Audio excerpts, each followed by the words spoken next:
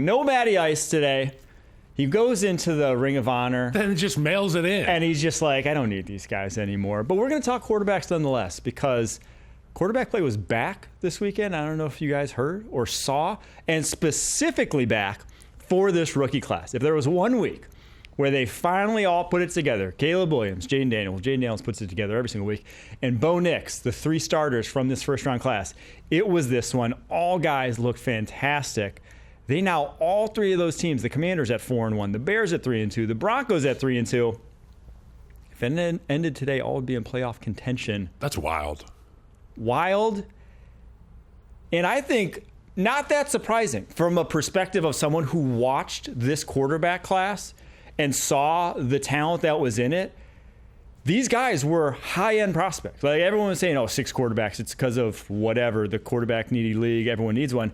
No, these guys are good, and I think we're finally starting to see it. Yeah, and I mean, you talk about a guy like Bo Nix with the extreme experience that he got into college. There's not many guys who have that kind of experience going into the National Football League, and Sean Payton clearly loved him coming out. That was the guy that he wanted. And for Caleb Williams, it's the upside. It's the playmaking off schedule that he can make. And obviously for Jayden Daniels, the confidence, the go balls, which you talked about this past week.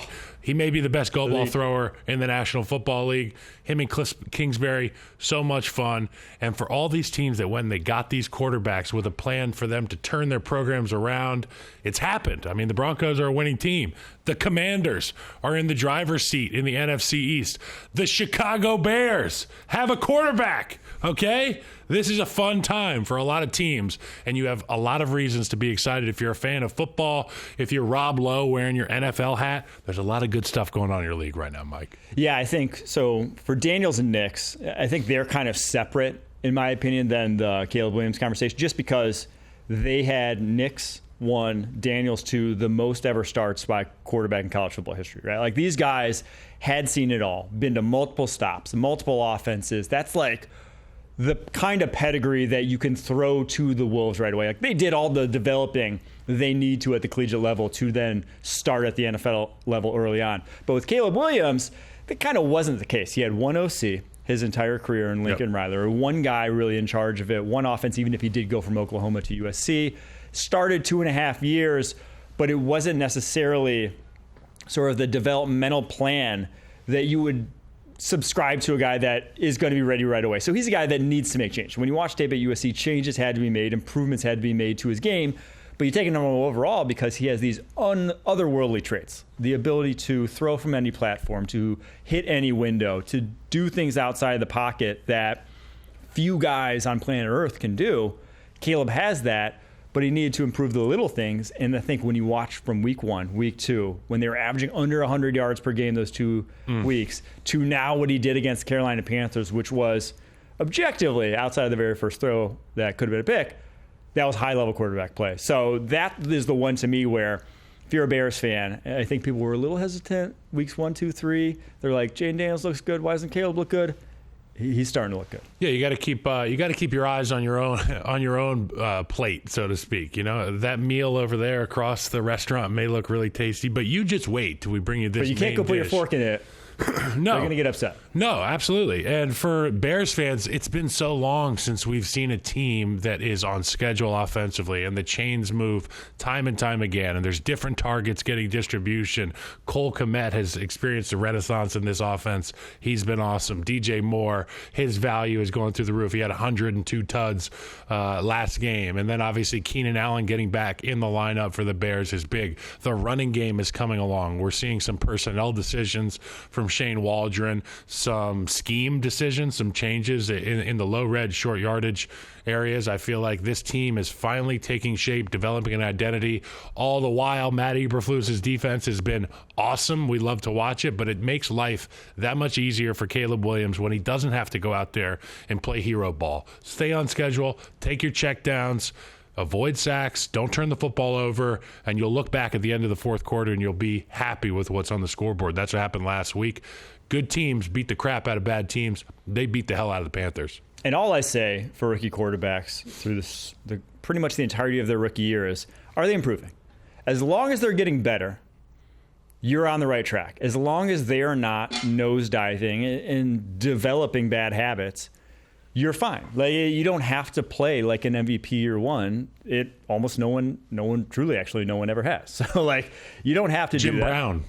Well, a quarterback position. Well, Jim probably could have played quarterback. Yeah, he probably could have. But that's the thing, is like, as long as you're getting better, that's all you need, especially when you have the tools that Caleb Williams does. But this is only half of this rookie class. There were 6 guys drafted in the first round. Now, J.J. McCarthy won't be seeing anytime soon, with obviously his season-ending injury. Michael Penix, we won't be seeing anytime soon, as long as Kirk Cousins is throwing from over 500 yards on Thursday Night Football the way he did. But Drake Maye of the New England Patriots, there are some whispers that we may be seeing him soon. Do you think the Patriots should make this change? And do we think he'll look good if they do? I think that he will flash his talent. Obviously, the guy is physically gifted. That's a big reason of why the Patriots went and got this guy. Really physically gifted and talented. A lot of football development left to be had for Drake Maye. I'm sure you can echo that sentiment. I do not agree with putting him out there. I just don't. You've got a guy in Jacoby Brissett who has obviously been out there and been your starting quarterback, but I think the priceless thing with Jacoby Brissett is the day-to-day visitation hours he gets with Drake Maye, to be able to spend time in the meeting room, look at the film from the games together, and not have the pressure for Drake Maye to go out there and perform and be judged very quickly, as it's natural for us to judge these guys on a short body of work. I mean, I made judgments on Drake Maye when he went out there for the limited action he did 3 weeks ago. And I was like, put him back on the sideline, get him back, get him out of here. I just don't. The football team is not going to win a Super Bowl. The New England Patriots right now are not a Super Bowl team. So why would you jeopardize the next 10 years of Super Bowl chases by spoiling this rookie draft pick, Drake Maye? And to your point about the experience of Jayden Daniels and Bo Nix, and even the experience of Caleb Williams, 2.5 years, I just don't know if there's enough to throw this guy Drake Maye out there without spoiling the goods.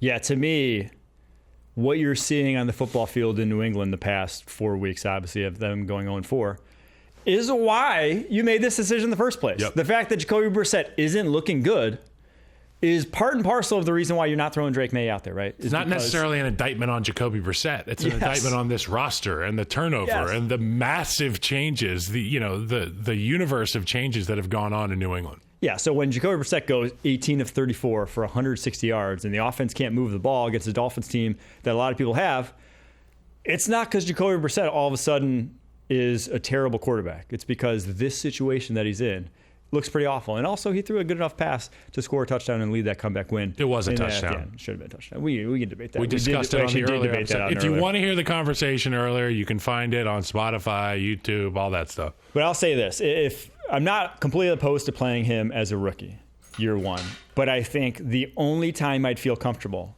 is once you're eliminated from the playoffs. Because if you threw him in here right now, or even say a couple weeks from now, say you're like 2-6, you're throwing him in there with almost the expectation of you should turn things around. But if you throw him in there once you're eliminated from the playoffs, then it's like, off. That's it. There's no turn this around to make the playoffs. It's just go do what's best. It becomes full contact OTAs. They're prepping for next camp, and they get a leg up on it. They get a head start. And I understand, and I agree that once they are eliminated, if you want to put Drake Maye out there for a couple series, maybe, I say don't trot him out there with the starting unit. Just don't. Just don't do it. You get a feel for each of these games. If you think there's a spot where you can get Drake Maye out there, great. But you start Drake Maye, you run the risk of spoiling this whole thing.